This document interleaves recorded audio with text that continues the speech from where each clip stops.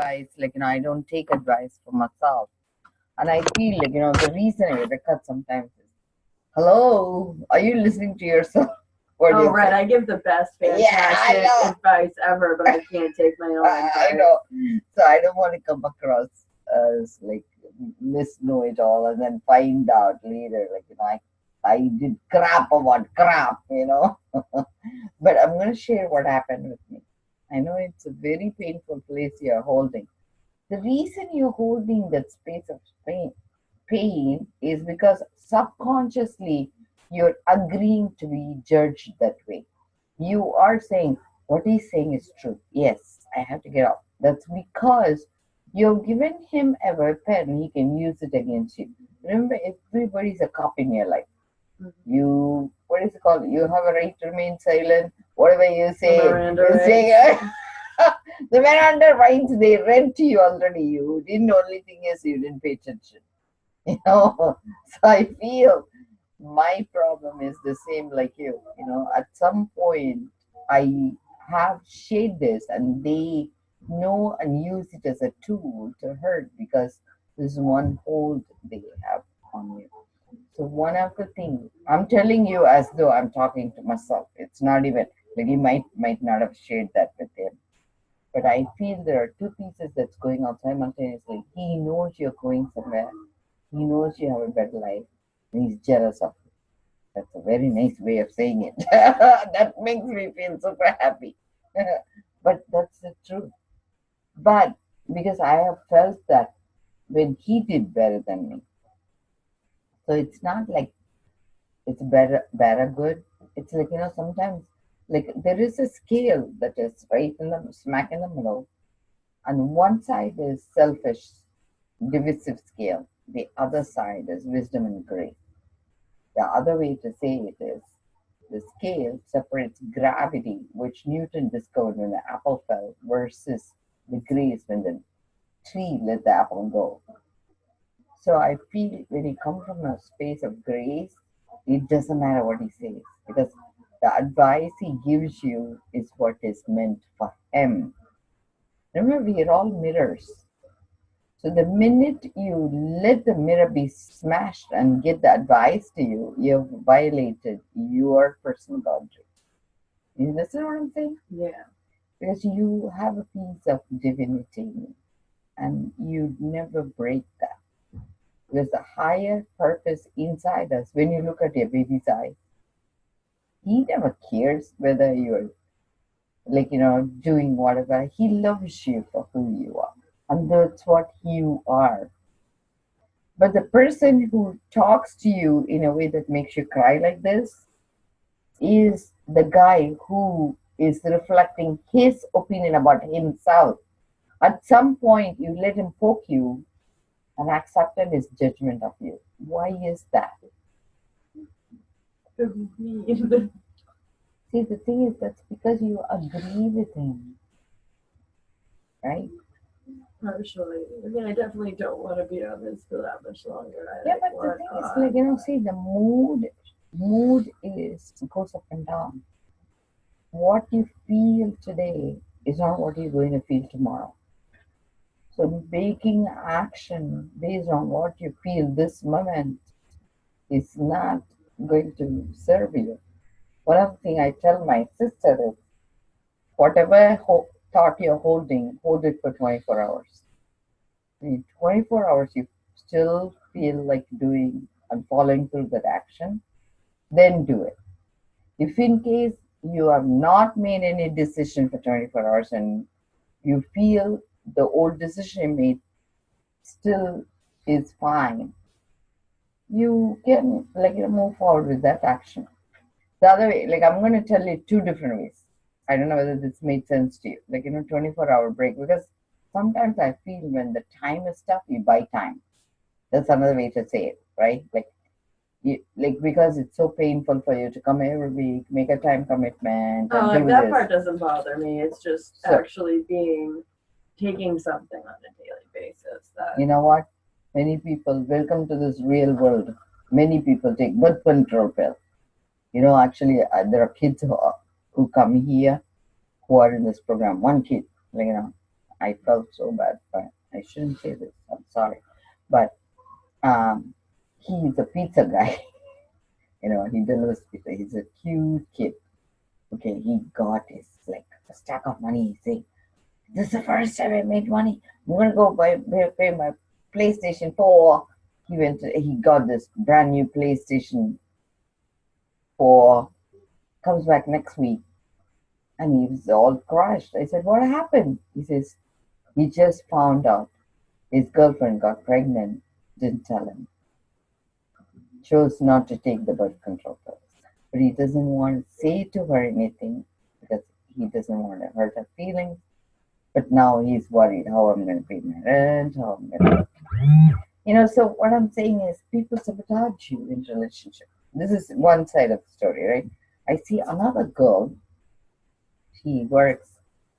She just got clean 2 months ago, and she works in Canada. I shouldn't say this part. She works in a park. She got a part job. Had a one-night stand. Had this guy. She's in her 20s and he's 19. Got pregnant. Now fighting with him for support of the custody when she's not even pregnant 4 weeks. She says she's going to take him to court. And he says to her, "Can you give up this pregnancy?" She says no. So I'm like seeing both sides. I'm like heartbroken for both of them.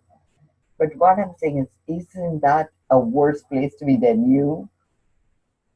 You are independent. You are supporting yourself. You don't need anything from anybody. You're taking care of your child. You're doing super good. Just because he said something, when you cry, I feel like smacking you. Seriously, I feel, how dare you cry, right? What's wrong with you? Well, I mean, it's not even just like him saying it. Like, I get it from my mom. I get it from I get it from myself. Like, it's just a matter of, coming this September, it'll be three years that I've been on it. See, I don't want to be on it for that long. You don't need the input. You can frankly say, "Hey, I respect you." Actually, my husband was sharing this. He said, uh, he goes to AA meeting. He said they have this rule: you never curse or say something negative. And he said this senior guy who was like 20 years sober. Okay, they are all in a meeting, and this kid who is like drug free for 1 week. He says how f that ish this I have done this, and I'm so happy I'm sober for 1 week. He's like super happy. He's in this beautiful space. So the senior guy who's like 20 years senior interrupts him and he says, "Excuse me, we don't swear in this meeting." So he looks right him at the eye and he says, "Thanks for your input," and then keeps swearing. So what I'm saying is, it is good they have opinions, that it does not become your truth yet. So I feel the group here is to give you the ideals. The ideal state would be not to be on anything. But the truth is, you need a bridge to take you from one to another. In the past, you used the wrong bridge, got you stuck. Now you have the ability to maintain the society, and actually this medication is mood stabilizer. So sometimes you might need the mood stabilizer a little longer than others. But your brain is still growing. You're so young. Your brain hasn't matured yet. You haven't processed it. At this age, I need stuff to keep me stable. Every week I go meditate. This week meditation is about keeping the things that you need and pruning away things you don't need. But maybe this is exactly what you need this week. What I'm saying is, don't get ahead of yourself. You need to be clean or rather stable for your child until he goes to school. The next thing you need to worry about is after he gets to school, you can come out. Right now, the baby needs you.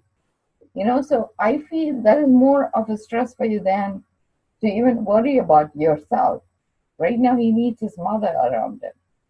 So I feel I would rather you be on a medication that would help you to be a mother than running the streets or doing something that would not help you to be the mother. When he goes to school, at least he'll have a little bit more support system. Right now, he has only you, nowhere else to turn to.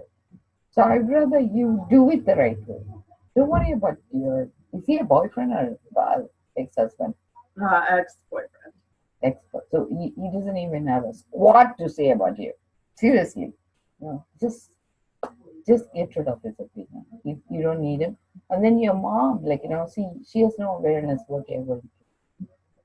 So you can tell. I even tell my dad. And that's what I tried telling her too. She's like, go for like a 1 week detox, and I was like, the amount that I've been taking plus the amount of like the length that I've been doing, a 1 week detox isn't gonna do shit. It's gonna get me off of it. But after on day 8 when I'm out, I'm still gonna feel like shit. Like see, I need that's like because you're a month. Like I need like a month long like thing, and I can't. One do of that. my rule is never correct a crazy person because you really cannot argue with them.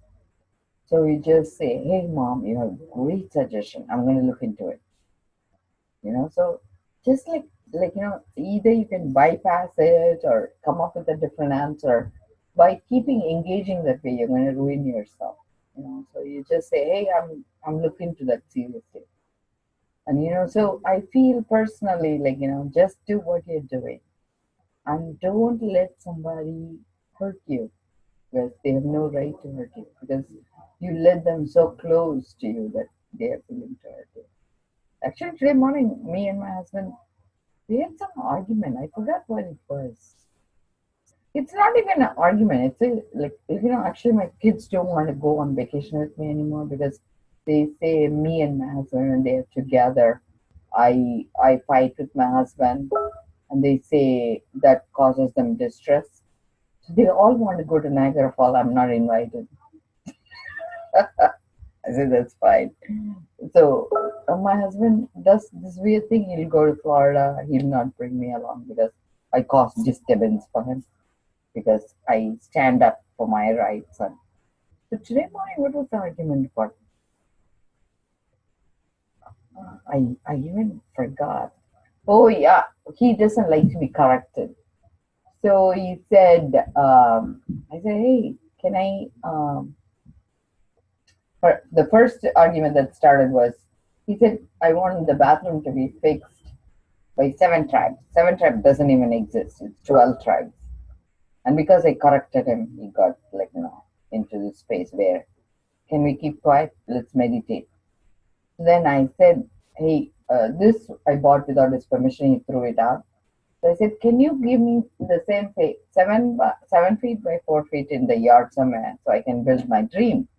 But I don't want your input because I have to ask permission for everything. And he says, no, consider yourself homeless. You're not allowed anything. I said, okay. So I said that in that case, that's great. You called me that. So immediately in Facebook, I went in and I unfriended it. So I'm like, hey, why do you need these people in your life? He's like my landlord maybe today. So what I'm saying is, even as a married couple, I'm married to him for 20 years. We fight. And do you think I let him get to me? Of course not. So it's your relationship with this ex-boyfriend is how long? We were together for 4 years. 4 years. So let him not ruin your day today. Why did you let him ruin your day? That tears is not worth it. Go see a movie. Have fun. Don't worry. You're good in my books. Okay?